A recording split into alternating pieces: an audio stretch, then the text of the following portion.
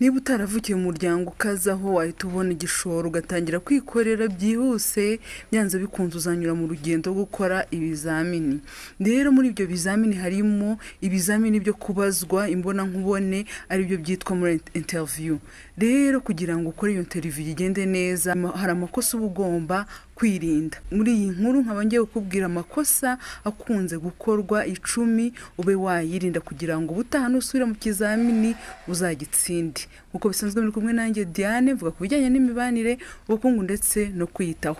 Reka twinjire byimbitse noneho musanganyamatsiko yacu. Nimucikwe. Ikosa rya mbere ni ukudatanga ishusho nziza yawe ukihagera. Ni ukuvuga ngo mu buryo winjira, mu buryo usuhuza busanze, mu buryo wicara, hari isura bitanga. Rero ukwiriye kuba wakwinjira ugahita utanga isura nziza ku bantu bagiye kukubaza. Ubutaha nzababwira uburyo utanga iyo sura nziza.